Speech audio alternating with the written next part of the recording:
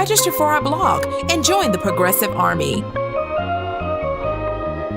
Welcome to the Benjamin Dixon Show. I am your host, Benjamin Dixon. Today is Friday, finally. It is May 15th, 2020. Thanks so much for joining me. I say it's Friday as if Monday is any different than Friday these days because of, everyone sheltering in place, or as many of us as possible who are sheltering in place. But anyway, I digress. A lot happening in this show. I have voicemails, and I have an interview with Ryan Cooper of The Week. His piece yesterday about conservative grievance politics, making it impossible for the United States to be governed, especially during this COVID-19 pandemic. I'll be speaking with him after the break. But first, let's talk about this article that went around from what was the Daily Star, the UK rag. It's talking about Jeff Bezos becoming a trillionaire. Okay. All right. So this was based on a study that projected out if his wealth continues at the same pace, that he will become a trillionaire by 2026. I saw the study behind it. And I think that's a stretch. But why wait until he becomes a trillionaire when he has more wealth than any man would ever need? There's no need to be mad at him becoming a trillionaire. We should have been mad when he became a billionaire. Okay. So two things. Two things here. There are enough people who would see it. 100 and whatever, how many billions he's worth right now is an obscene amount of money. So we don't have to wait until he becomes a trillionaire to be enraged. Jeff Bezos has enough money to end world hunger by himself and still be a billionaire, right?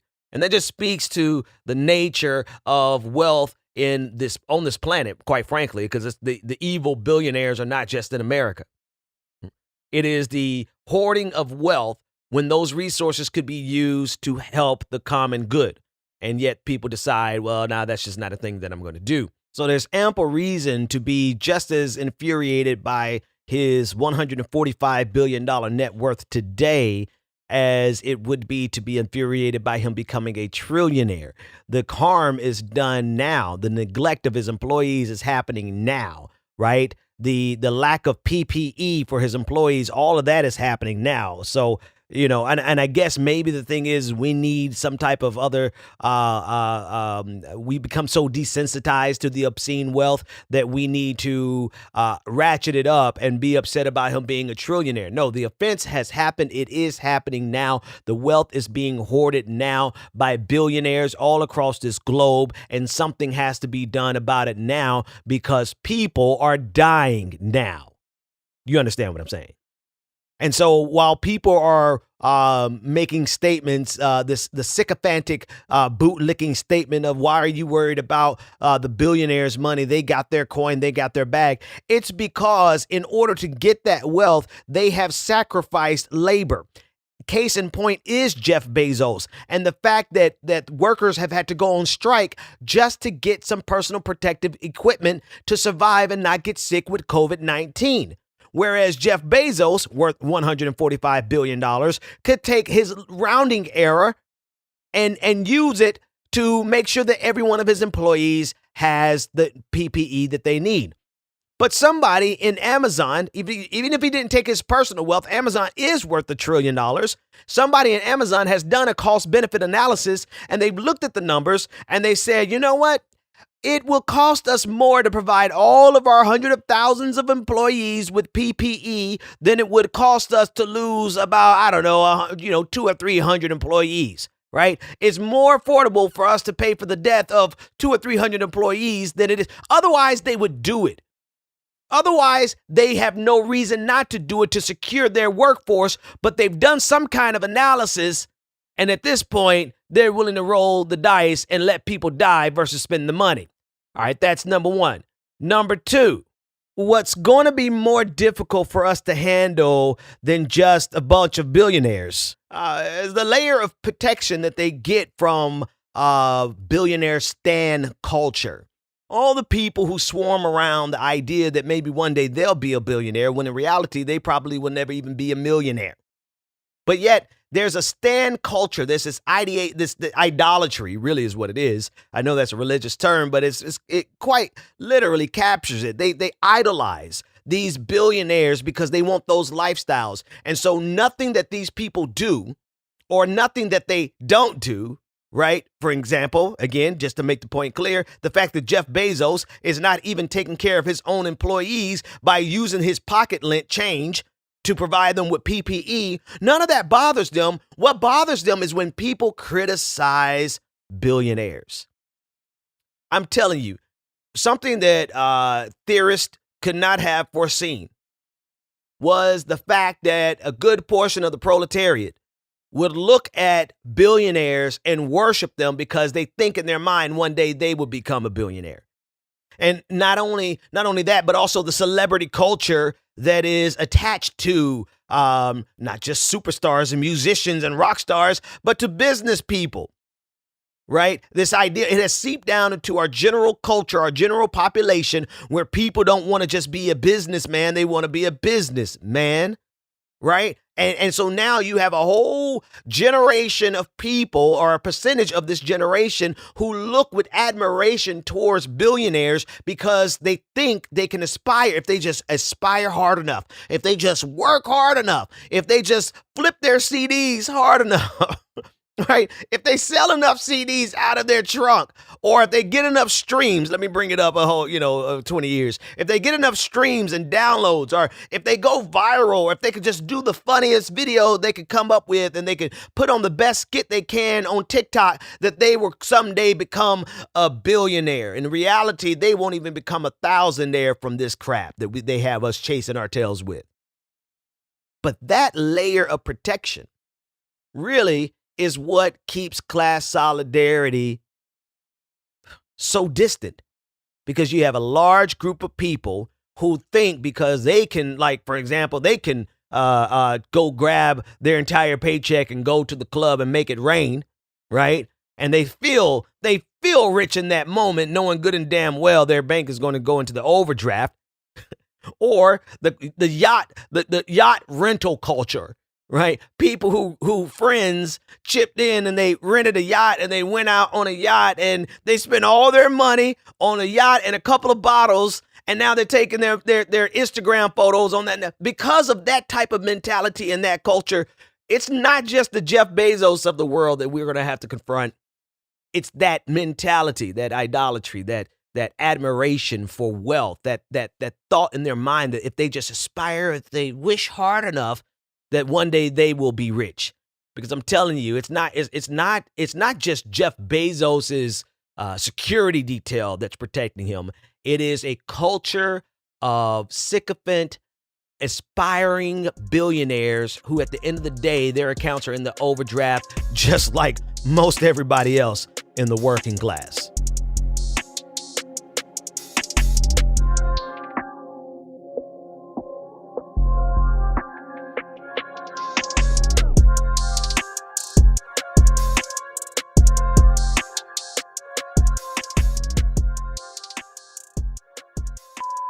What up, Ben? It's Marcus Ely from Atlanta.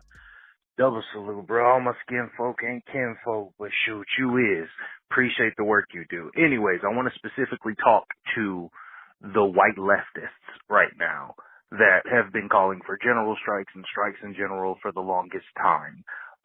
Before I begin talking about all of these strikes and juxtaposing them amongst what's going on, I want to juxtapose them amongst what's going on. Currently, as y'all know, Ahmaud Murray was killed for, running while black, because, we can't do anything while black. But also, at the same time that that's happening, you see these white people with guns in front of the police and they not dying. So, putting that in position, in juxtaposed to rent strikes and strikes in general, if they kill us for breathing, what you think they gonna do to us when we take away their money in rent strike? They're going to come in these houses and people of color will be disproportionately killed, period. So I need all of these white leftists that have been calling for these strikes for a long time to recognize that if you want folks of color to join you, you're going to have to step up and you're going to have to support and you're going to have to get some money to these folks to make sure that they still eating. You've wanted this for a long time. Folks are here now and they're putting their lives on the line by withholding. A great resource to check out all of these actions well, not all of them, but it needs a little updating, is a Wikipedia page was recently put up. It's titled Strikes During the COVID-19 Pandemic. Again, strikes during the COVID-19 pandemic. It needs some editing, but the citations for at least the United States are good. So you need to make sure that you can support however you can. Send money. And honestly, when these evictions start happening, white cishet men, you got to go put your bodies on the line front because they're not going to kill you like they kill everybody else. Thanks for that voicemail. That's Marcus Ely over there at Status Coup. But I don't have anything to add to that. The accuracy.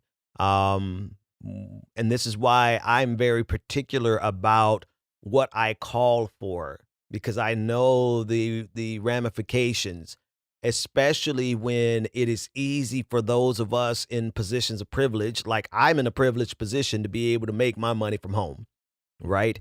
And so for me to call for a worker strike is, I don't know. I mean, I will support worker strikes, right? But I can't call for one because what I do from home, and I do, you know what I mean? I do this show. Similarly, people who own homes calling for a rent strike, you don't have to worry about an eviction. This is why I'm really careful about what I personally call for. Not saying that there's anything wrong whatsoever with the worker strike and people calling for worker strikes, but I think that we really need to understand the position that other people are in, how fragile their positions really are. Like when Christopher Smalls led the strike against Amazon, he lost his entire livelihood. And we just got to keep that in mind. That's why I call for consumer strikes, because that's something that all of us can do without putting other people at risk. It is about our own individual level of consumption that we can reduce. And again, I want to reiterate, it's not that Marcus or myself or Marcus Ely or myself, we're saying that we shouldn't have worker strikes. It's that we need to be there to support them because they are literally putting their well-being on the line. And when you're talking about a rent strike, the people really are putting their bodies and the place where they sleep on the line. And so don't call for something if you're not willing to put everything on the line just like they are. That's what I'm hearing Marcus say. That's what I'm saying as well. More voicemails. Hey, Benjamin. This is Aaron in Portland, Oregon. And I saw your post asking people for their thoughts on things going on, and things are starting to weigh on me. And it's just hard. And going to work as an essential worker and questioning even whether that work is essential, and feeling like you're somewhat crossing, full. I don't know. I feel like a general strike is what we need, but I'm scared.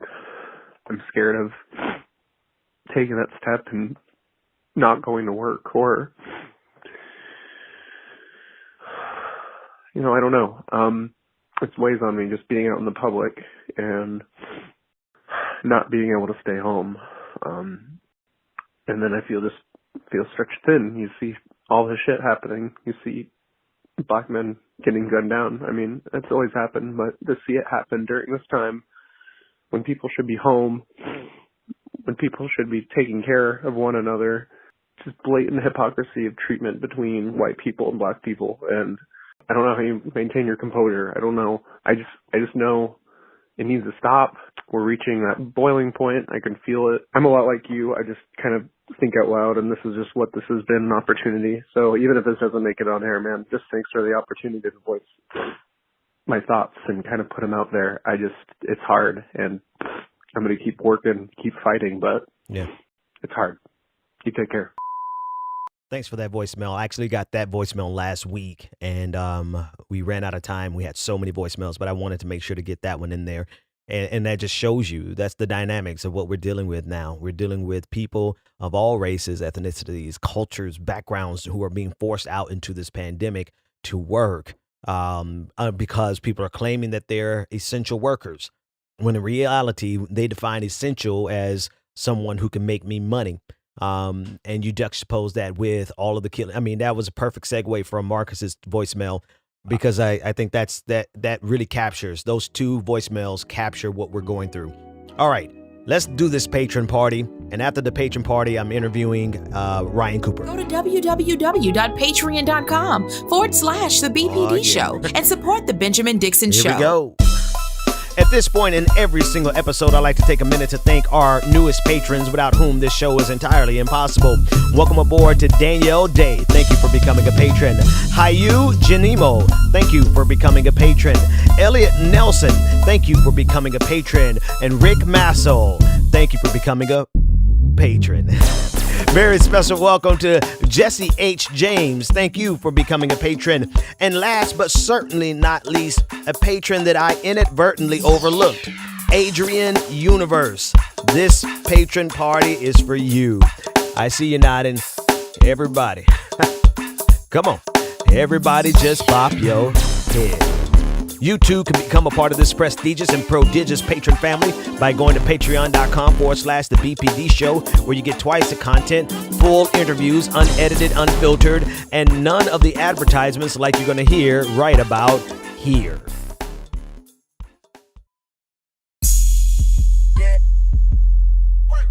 Welcome back to the Benjamin Dixon Show. Visit us online at www.thebenjamindixonshow.com.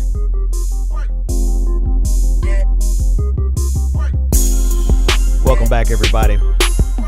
Welcome back. I want to jump right into this interview. So joining me now is Ryan Cooper. He is a national correspondent for The Week, theweek.com. He's co-host and producer of the Left Anchor podcast. And we covered his article yesterday in The Week entitled "The Conservative Victimhood Complex Has Made America Impossible to Govern." Ryan, thank you so much for joining me. Thanks for having me. So what I really appreciated about the article was that you're cutting to the core of something that I think is being missed by opposition. If we had opposition, like if there was an opposition party in the Democratic Party, they would recognize that we're dealing with something far bigger than just Donald Trump and his megalomania. We're also dealing with a well-established media infrastructure that has no problem delving into conspiracy theories or sensationalism or whatever it takes in order to control the narrative. And what they've done in this case, you succinctly put it, they have turned this COVID-19 coronavirus pandemic into just another facet of the culture war. Can you just jump in there and tell me more about what you were thinking? Yeah, I mean, you look around at these, protests and the demonstrations and whatnot, and the stance of it is just, it's like inexplicable to anybody coming at this from a sort of normal perspective. Mm-hmm.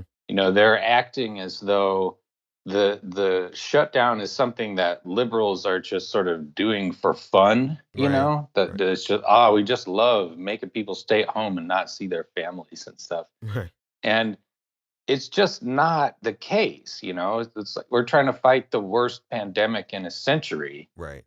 And the measures, everyone hates what's happening, and everyone wants it to end as soon as possible. And the only effect of, going out in these mass demonstrations, if you have hundreds and hundreds of people who are all right next to each other, even outside, it's probably going to fuel the spread of the virus. Right. And I think we've just seen that, for the kind of right-wing conservatives being, the putative victim of liberal tyranny is basically the only thing that they sort of know how to do. It's Right. like kind of the every single thing that happens gets jammed into this sort of framework. It reminds me a lot of the Bundy Ranch standoff. You remember that from a Yes. few years ago? Right. And that was when, if folks have forgotten, there was this group of a conservative family that had been not paying their grazing fees, and they looked at the the government trying to recoup what was legally required for these ranchers to do as tyrannical. But if you look at what the BLM was charging them for, or failing to charge them for, grazing one cow or sheep or whatever on public land, it's like a tenth of what it would have cost to do that Right. on private land. Right. And so they're getting a massive subsidy, basically. That even that was too much, that was tyrannical, and what we should get is it for free. Right. And so, it's just this same, even huge benefit for, these folks, which would be, the point of all of this is to keep all these coronavirus things is to keep old people from being killed. Right. And who is the Republican base? Well, it's old white people. This is the amazing thing about it. It's so transparent to anyone who's paying attention. And that's why I enjoyed your piece, because you put it into words very clearly that people can understand. But what shocks me, though, is that it seems as though our leadership, our the opposition party, the Democratic Party, doesn't seem to get this, and they continuously capitulate to the right in their grievance politics, which to me almost seems like it. In a way, we can't get them to move. We can't get the right to move an inch on COVID-19, for example, but yet them being aggrieved over it gets, I think a legislative session, was it in Michigan just yesterday, decided not to meet because of the armed protesters who felt like the shutdown or wearing masks was too much. So on one side, we get a full capitulation from Democrats, but on the other side, we can't get them to budge an inch. Yeah, that's right. And if you remember how the Bundy Ranch standoff ended out, these guys were literally pointing guns at federal law enforcement. Right. And the Obama administration just gave in. I think there was some, there's a bunch of later sort of skirmishes and stuff, but in the moment when there was this armed confrontation between like objectively criminal scofflaws and the legitimate organs of the state, they just folded. And it's the same thing in Michigan, and I think it sort of reflects this like Democratic Party mindset that specifically white conservative grievance is like the only that's the sort of political tendency that has to be catered to at all times, even when it's like a sort of insurgent-esque occupation of the national or like the state government headquarters. Yeah, and that's the part about it, right? So we have a full-on armed, subversive.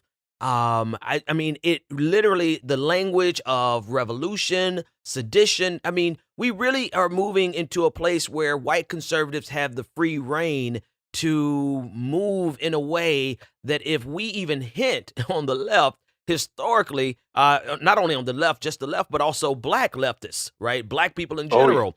If we moved in any fashion similar to these white conservatives, our shit would be shut down so quickly. But yet the party that benefits from our votes is they're complicit with this. Yeah, yeah. I mean, this is kind of a cliche in the Trump era, but you do imagine if the identity valences of these protests were changed. Yes. And it were a bunch of Black Panthers who were, marching on the Capitol with assault rifles and tactical gear and all of that. I mean, it would be a bloodbath. And you don't even have to do hypothetically. I mean, the Black Panthers did, they were big into owning guns like back in the 60s when Ronald Reagan was governor of California. Mm-hmm. And, it was like the law at the time was that you couldn't have a loaded weapon in your car. Mm-hmm. And so when Panthers would be pulled over, they would, get out of their car and like rack their shotgun or whatever. And Ronald Reagan passed a sweeping gun control measure in about 30 seconds. Right. When these protests happened, because, Black grievance, whatever the rationale is, even if you have like Oakland police literally sticking up, Black people who are coming home from work and stealing their money, is just regarded as totally illegitimate. And, it would be just gruesome, which is why, of course, nobody would try something like that. All the black leftist protests and such with Black Lives Matter and whatnot have been, explicitly and very carefully nonviolent, because everyone knows what would happen if the police were faced with something like that. The rest of the interview is available to patrons, patreon.com/the BPD show. The show always continues after the closing music for patrons. Get access to that now. Let's go right back to at least one or two more voicemails. Hey, Ben, it's me, Bryce. Philly, of course. So, it's been a long couple of weeks. Obviously, police murders, continuing police brutality, the system of the police state continues, and it's not changing anytime soon. And you're right that we're going to end up, shooting back. We're going to end up fighting back. And then what? And, Candace Owens is just horrible. We know about that. But back to the point at hand. Do you think we as black people are united and connected enough to fight back, to push back, especially with some of our differences and some of our issues that's in the community, especially when you have someone like Candace Owens and people that have that mindset? Can we get on one accord to fight back, or will we just keep taking it? What's your opinion? Thanks for that call, Bryce. One of my long-time callers. Always love to hear from you, brother. My opinion is Candace Owens is not a part of our community. She's been rejected even by black conservatives. And I think that if there's anything that would unify us in the black community, it is the oppression and the opposition. It is the current situation that we're facing with vigilantes and the police officers. Candace Owens, again, notwithstanding, because she's not a part of our community. Next voicemail. Hey, this is Julian Mack from Toledo, Ohio, Golden Rule Mac on Twitter. And I wanted to give some perspective on a ground level to what's happening. Where I'm in Ohio, it's a battleground state. And I think on the left, we're completely underestimating the ability for the right to organize and mobilize. And we're seeing it with the resistance against the stay-at-home order. I mean, I've seen it go from a state house, people being in front of the state house in Columbus every day, to now it's spreading to different municipalities and even the suburbs of the municipalities. And if you juxtapose that to what us on the left have been trying to do, which is decrease the incarcerated population here in Ohio. In Marion, in the facility in Marion, they have a rate of COVID-19 of over 80%. Jesus Christ.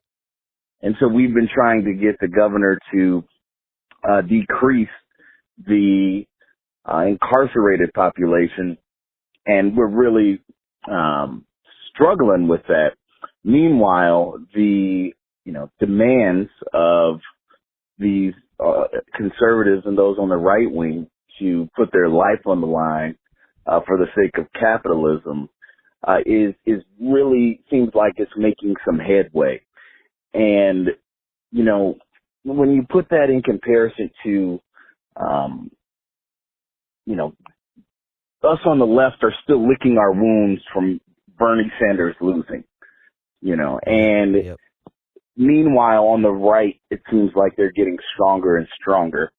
And we're still doing all this infighting on the left and figuring out what our next move will be. They're getting organized and ready to make their voices heard on the right. And I don't care what the polling data says on the ground. I mean, it's clear that they have an advantage right now. And unless we come together and, strategize, mobilize, and organize, we're going to be in for another tough, rough 4 years under Donald Trump. Brother, you said a word right there. We are still licking our wounds from Bernie Sanders losing. And it is a little fragmented and disorganized. And to be quite honest with you, I'm personally burned out. It is hard to get the energy necessary to do any organizing on top of anything else, right? And I think I don't know if we have enough time to get our wits about us because of the hard press that's coming from the fascistic right in this country. But we're gonna have to figure something out, and I think we can. Ultimately, we can. Let's see. I think I may play a couple more voicemails for the public here, even though this is the closing music. I think I'll give you everyone the patron treatment today. But that means you're going to hear more ads. If you don't want ads, patreon.com. Let's go. The Benjamin Dixon Show is only possible with listener support. Go to www.patreon.com/The BPD Show and support The Benjamin Dixon Show. If you like this episode, be sure to share, like, and subscribe.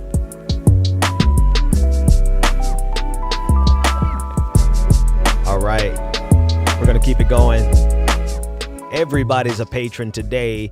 Only difference is patrons don't have to put up with advertisements. Okay, welcome back. Let's go right back into the interview with Ryan Cooper. We covered a couple of other things that I think are very poignant, and then we'll hear some more voicemails and some conversation.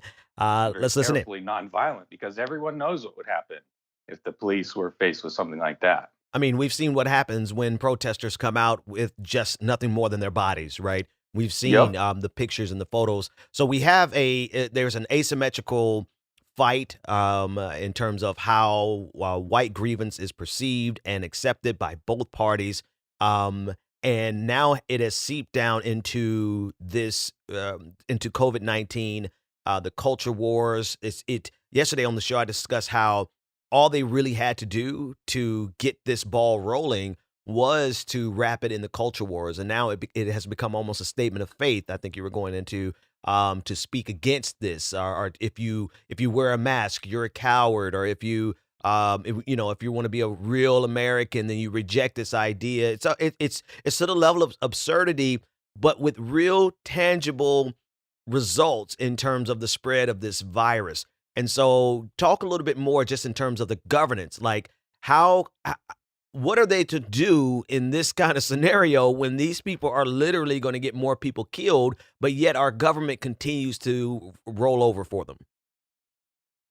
Yeah, my buddy Keith Humphreys, who is a psychologist at Stanford, was making this point on Twitter the other day that, people are talking about, like, the sensible countries have all done sort of test, track, isolate model for, dealing with the pandemic.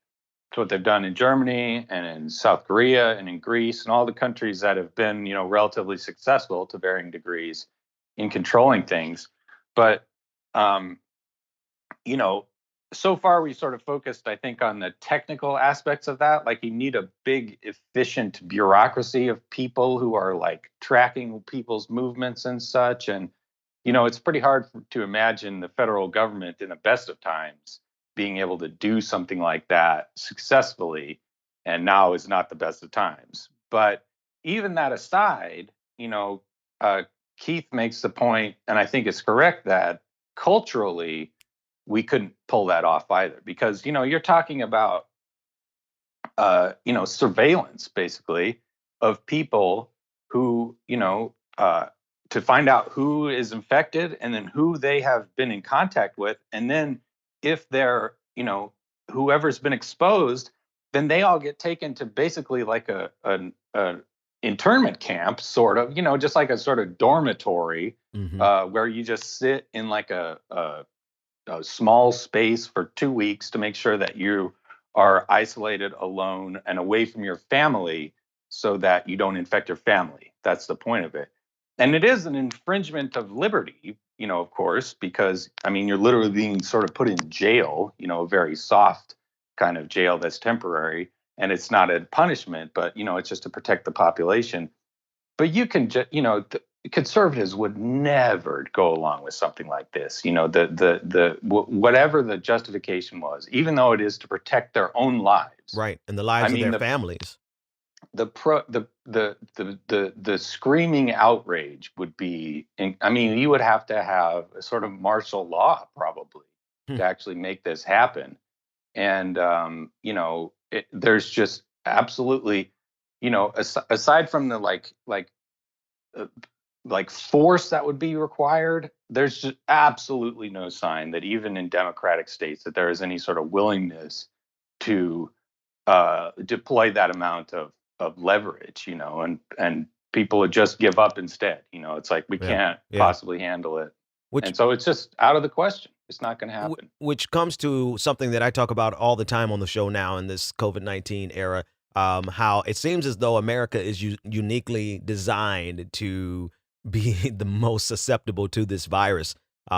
Because while, in every category, in every sense of the word, from capitalism to our healthcare system to our culture, to the very thing that you're talking about, where people would see it as an infringement of their rights versus as a way to protect their family. Most of us, most people can't think of like, what are you going to do? You can't really quarantine yourself in your house when you have children and your family's in the house. You need to leave that house. But instead of viewing it through that lens, most Americans would see it as an affront to their liberties, even if it's the liberty to stay alive, right?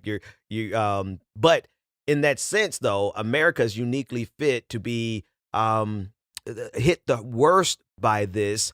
Do we just ride this out? I know that's kind of a big question, but from your perspective, in terms of how difficult it is for conservatives to make this country governable, to what your colleague pointed out, I think it's both very true. Are those like just deeply rooted problems that made this inevitable, and that it's not even so much just Donald Trump's fecklessness, but it's our culture in general? Yeah, you could maybe just imagine it kind of working if Trump had played his cards exactly right. In other countries, they say, the kind of rule is generally don't get the politicians involved in being sort of the face of the epidemic. You want your public health bureaucrats, like the professionals who are not seen as so partisan, right, to be the face of everything. And then the politicians need to model the, proper behavior. So if Trump had been wearing a mask and so on. Right. And I think if he had chosen to sort of reassure his base that if he, had set up some quarantine thing and said, oh, listen, guys, this isn't in Jade Helm or whatever. This is just a measure for fighting the pandemic. Right. It maybe could work, but the only president that is, you could imagine doing something like that, even trying, it would be a Democrat. And right. Then if a Democrat does it, it's prima facie, illegitimate.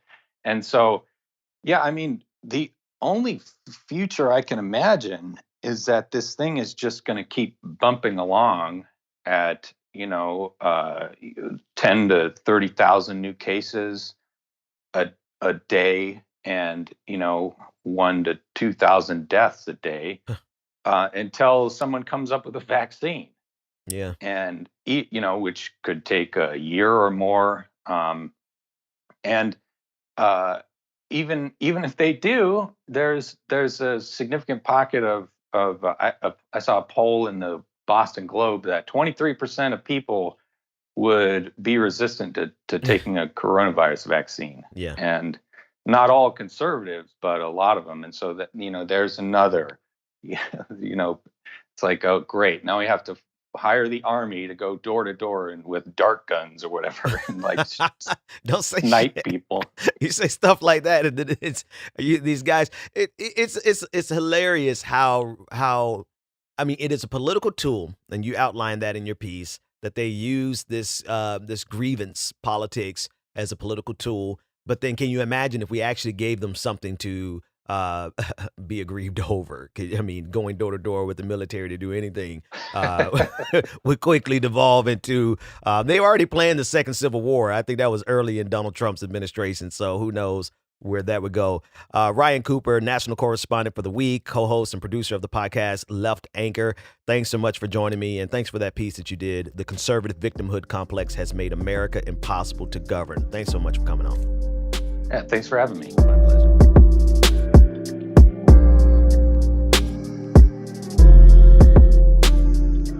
It's the conservative victim complex that gives them their advantage, and the question still remains why Democrats capitulate to them. And I think the answer has already been well established. Is that because, like Ryan said, this is who America genuflects before in general. There's still a fundamental belief that America is for white conservative men specifically. You saw it in the Brett Kavanaugh hearings. No one was allowed to get angry except for Lindsey Graham. And Lindsey Graham went on a tirade. Oh, well, and Brett Kavanaugh. Remember, they just went on a tirade. They showed, and everyone gave so much deference to Lindsey Graham's anger. And that's just one of many that come off the top of my head. Time and time and again, you see America bows down to white conservative men. And they will gun down anybody else. More voicemails. Good morning, Mr. Dixon. My name's Nathaniel Mulcahy. We follow each other on Twitter as a scientist and as a former congressional candidate.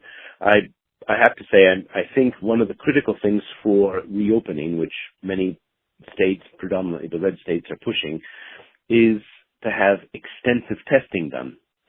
I'm calling from Massachusetts. Massachusetts is now starting to expand testing by allowing CVS to have 10 clinics for drive-through testing, and I'm pleased to see this. But there are two questions that come to mind. First, shouldn't the tests be free? And because the people who are most affected and most vulnerable to COVID are the ones who are in the poorest communities in our state, certainly, absolutely, I think the testing needs to be free, and it's in the interest of public health. The second question I have is, of all the different possibilities for having these tests become available, and they are not free at this point, it is striking to me that the place that is allowing to have these tests and expand to, 48,000 tests a month is CVS, not Walgreens. And while I'm no fan of either of those chains, the reality is CVS is a significant contributor to Donald Trump. And I can't help but question why it is that the award for giving out tests, which should be free but are not, was given to the major donor to the Trump re-election campaign. That's my thought for today. I hope it's helpful for you. Thank you so much. My name is Erica. I'm from Indianapolis, Indiana, and I just wanted to mention today about the United Left coming together, finally organizing under one coalition. We are not asking anyone to drop their organizations or change anything that they're doing. All that we're trying to provide is the largest coalition of volunteers ready to mobilize with our labor, with our bodies, with our voices, for the same causes. For too long, the left has been separated by different causes and organizations that all have the right idea, but our volunteer base is spread so thin. So the entire idea is so we can be together under one umbrella cause of fighting for the people, because the government's not doing it for us. So with all of this, we are able to help each other and ultimately get to our final goal and get to the point where we're actually maintaining power in office. I love the idea of a unified group of volunteers, not really so much recreating the wheel, but having a mobilized group of people ready to hit the ground, boots on the ground. I think that's going to be a key organizing tool going forward, is to just have access to people who are ready to go at the drop of a dime. So I think that's definitely necessary, and I think those types of initiatives are exactly what we need to move forward. More voicemails. Yeah, this is Blaine from Charlotte. And I'm gonna be a little all over the place here, but here it goes. Yeah, so just finished up the spring semester at the community college I work at, and I'm coming to the realization that these students are going to be graduating at a time where it is clear and obvious nobody gives a shit about their health or well-being. I mean, I just can't imagine young people graduating this shit and believing that this system is worth saving. They're graduating in this kind of shit where they have no social safety net and nobody's going to make an effort to create that social safety net, and yet they'll tell them to vote. They'll tell them to vote, go out to the polls, and die to vote for them. What do they get? Not a fucking thing. And it's kind of got me, worn down a bit. Just how little human life just matters to people who say they have a social contract with you, and they give you crumbs while they take public money and give it to a corporation that's going to force you to fucking work for more profit, when they already have money that you gave them. So, that's what these students are up against, and I'm just hoping that they find in themselves to put up a resistance and just really kind of look at what reality is.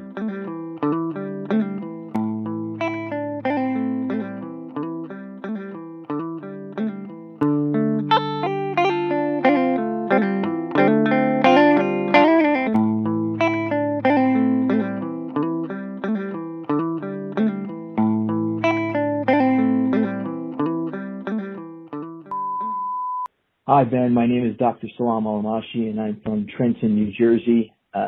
Huge fan of the show. Just wanted to reach out and give you some of my thoughts. I cannot believe what has happened to this country. In 2015, Princeton did a study where they found, and I quote, "Preferences of the average American have only a minuscule, near zero, statistically non-significant impact upon public policy." This has obviously gotten worse.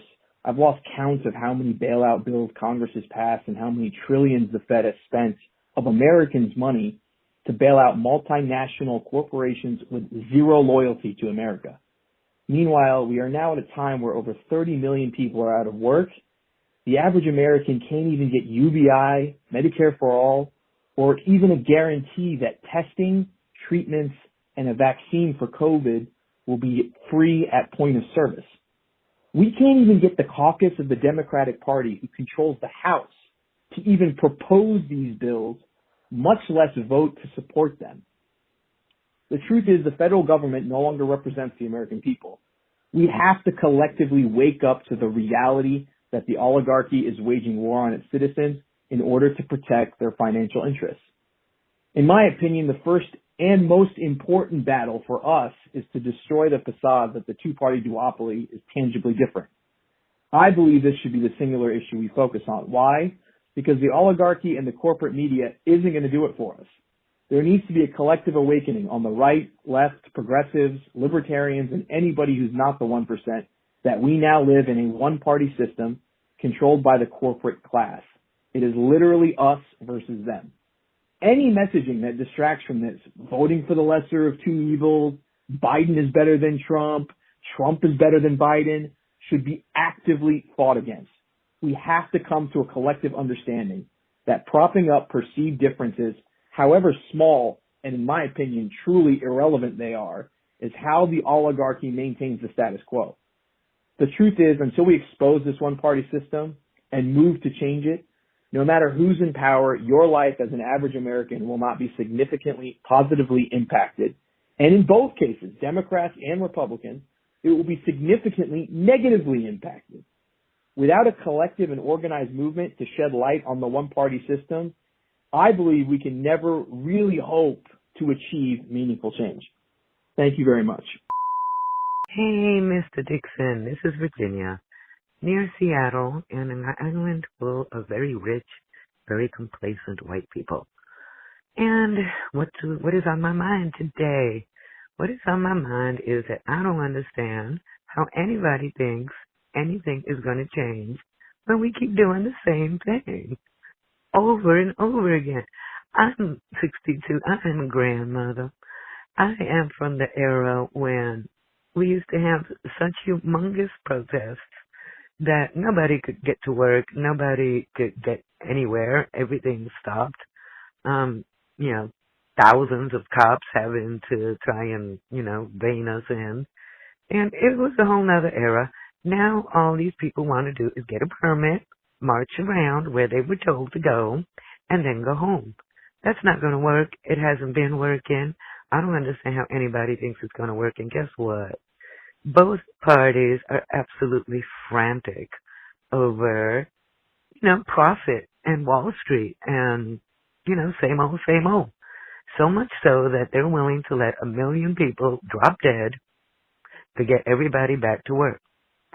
Here in Washington, Boeing made 2,500 workers go back to work weeks ago, 3 weeks ago. And you know what they're building? Oh, not passenger jets, darling. Those things are DOA. Nobody's buying them. It was for military contracts. Yeah. And that goes on and on and on. And we pretend that it's not happening while we keep begging for crumbs. And that Pentagon is just wallowing in money and still going crazy. So, honey, let me tell you something. Nothing is going to change. Absolutely nothing until we get in the streets. If they're going to kill us anyway, if we got to go back to work anyway, everybody sent back to work needs to get in the streets, clog them up, refuse all orders, obey absolutely no one, and just raise hell. Don't have to break nothing. Don't have to set nothing on fire. Just don't let them keep on doing what they're doing. Make it impossible. Have enough people out there. And as far as union leadership, let me tell you something about unions, my dear Mr. Benjamin Dixon. They are being led by a bunch of corrupt sellouts who are all making at least 6 figures. Some of them are making 7.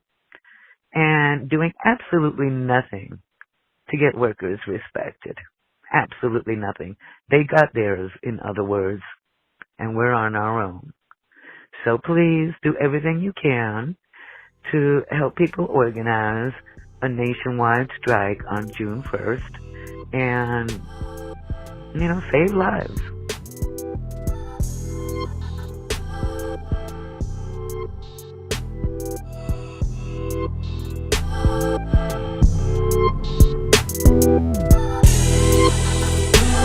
All right.